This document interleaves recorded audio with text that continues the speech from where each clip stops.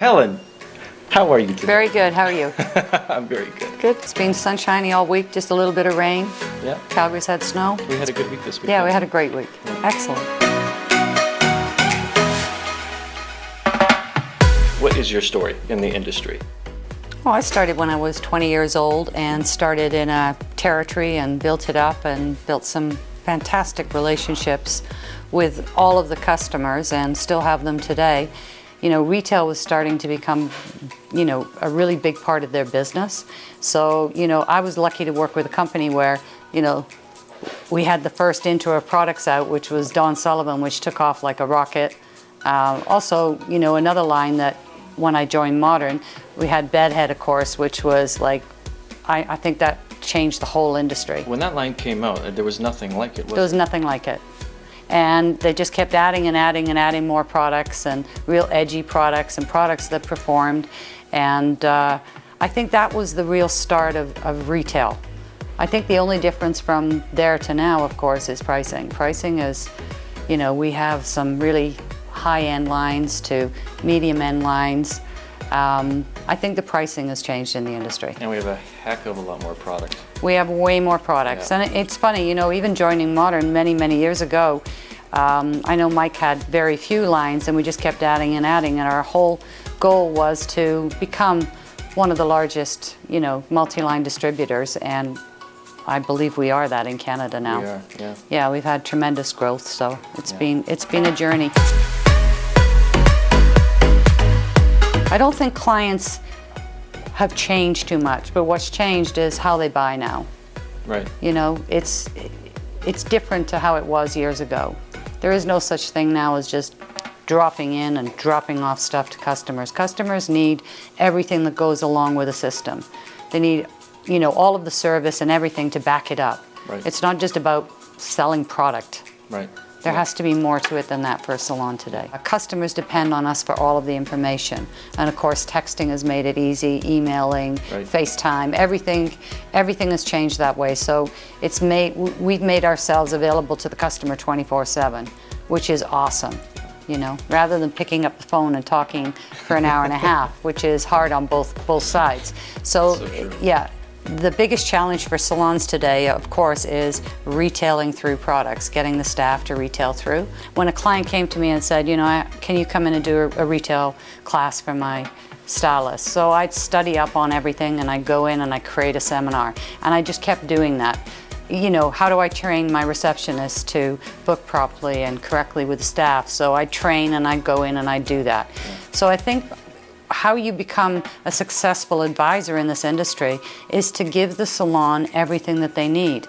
They don't have time for it because they're behind the chair making money. Yeah. So having a different voice with some experience coming in, and I think that, you know, 30 years of my life invested in this industry, I think today I have a better grip of where the industry's going, what's happening out there, because I'm out in the field all the time. I need to be in the know of what every customer wants and every customer needs. I think the biggest service, of course, today that any advisor can give to a customer is their availability. You need to be available for the customer 24/7. You have to be. People need that connection. They start to depend on you for everything, and for information too, and to be able to direct them the fastest way so they're not wasting time. So I think the good advisors that have been around a long time, that are still doing extremely well with their customers, have a super loyal relationship, and those clients don't buy from other people. They stay within, you know, with the company. They stay with the company because the rep almost looks like they're Modern, and Modern is actually the warehouse. They're the face, yeah. They're the face. I mean, and people are buying what the good reps are selling because, honestly, they deserve the business. They're working hard for the business. They'll do whatever the customer needs. I mean, it's hard to say no to a customer today. In today's world and the way everything is going, retail, everything, businesses today aren't saying no, they're saying yes. Right.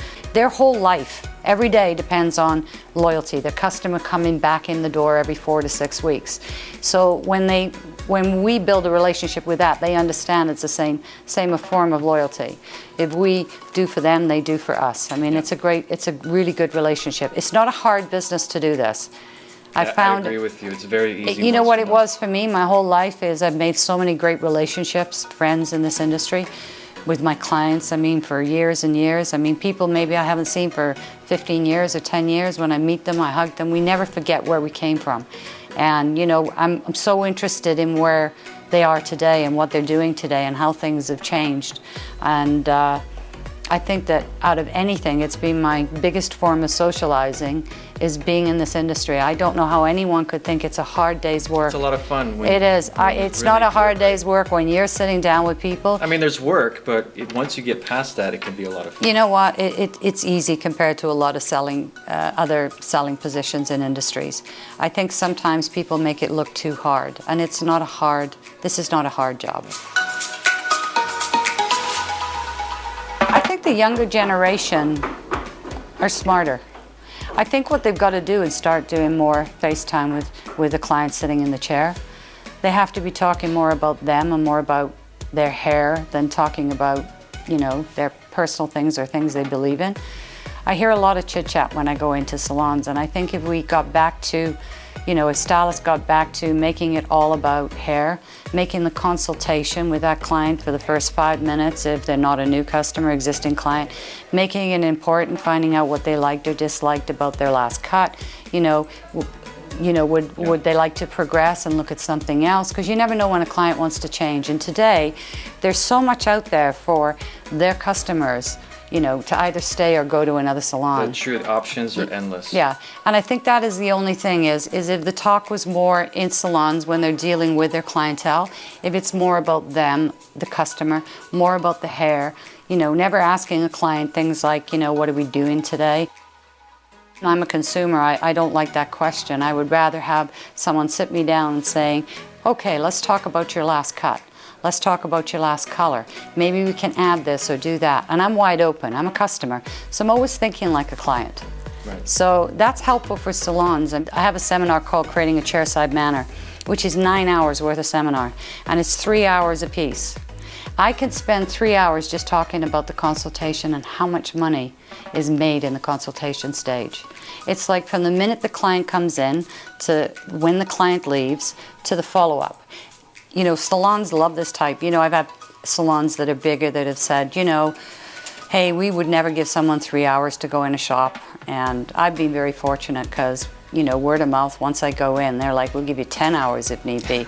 And I think that that has been my edge in the industry, is providing everything I can to create more business, like retail as a service. That was another one that's been, I mean, it's been an absolute winner for me. I keep redoing it, you know, every 6 to 8 months to 12 months to keep up with what's going on with, you know, how people are buying, how they're selling. And I think that's been a big one for me. It's been a game changer in salons to get the girls to look at selling products through to a customer as a service, not selling them.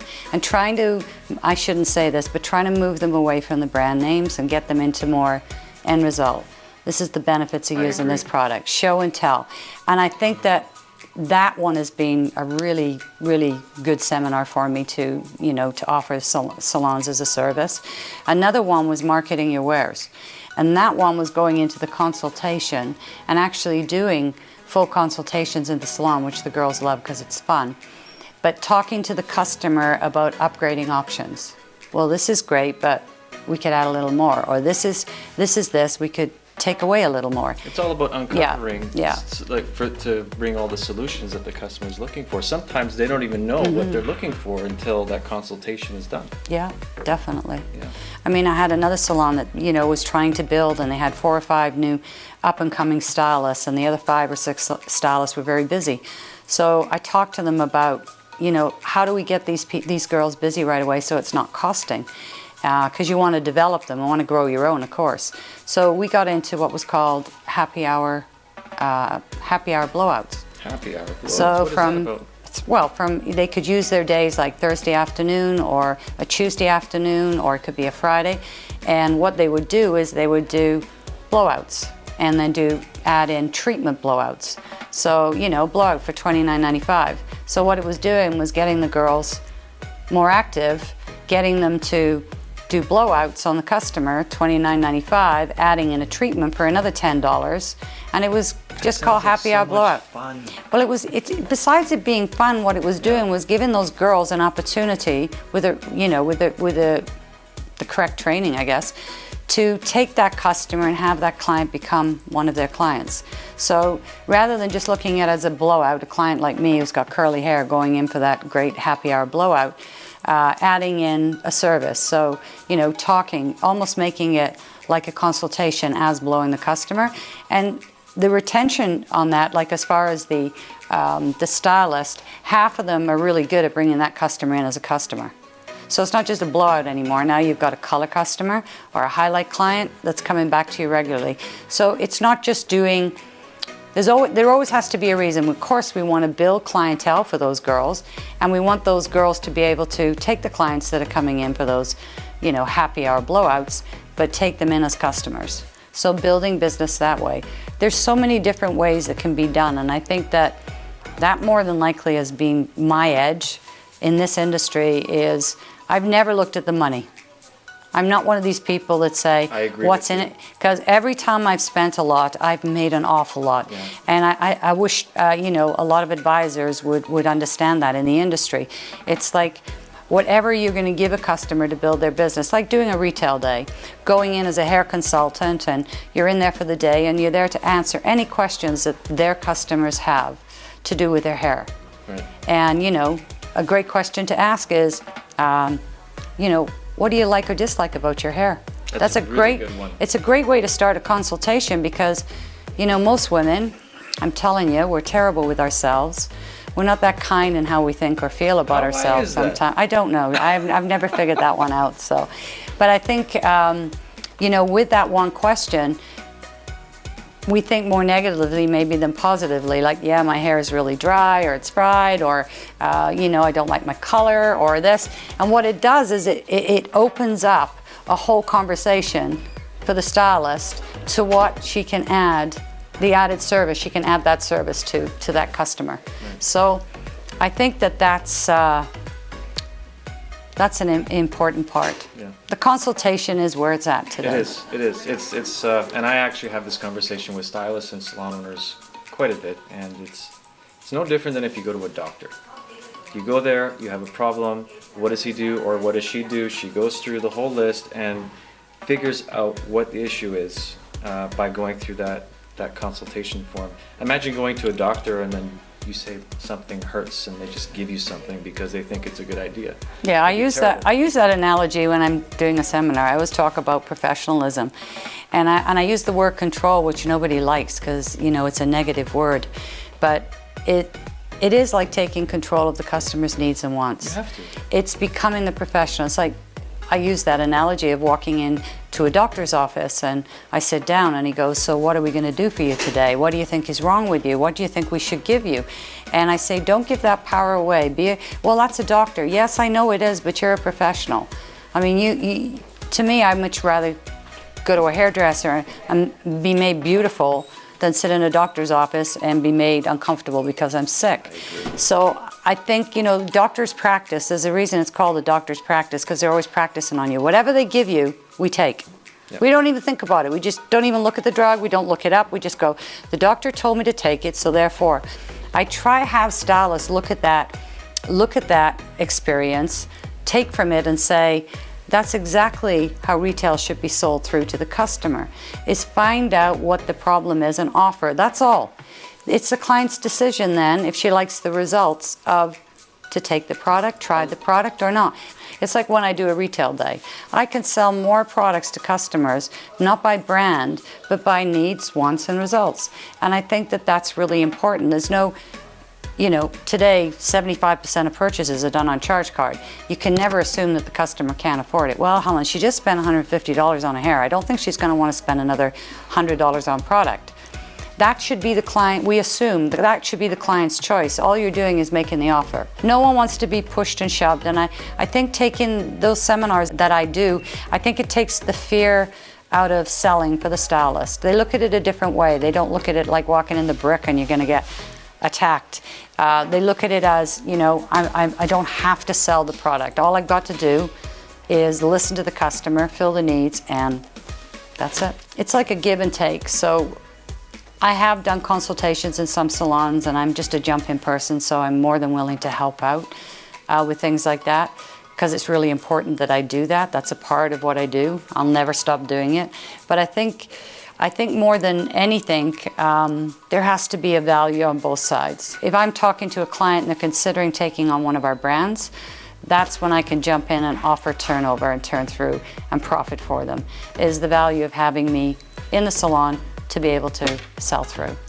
I don't want to just dump product on the customer. And it's not about just giving them a product knowledge class. It's about sell through. It's about education. How do I move this line through? You know, and to see it live is really, really good. This is Terencio. And Helen. Thanking you for making this world a more beautiful, confident place. Ciao for now.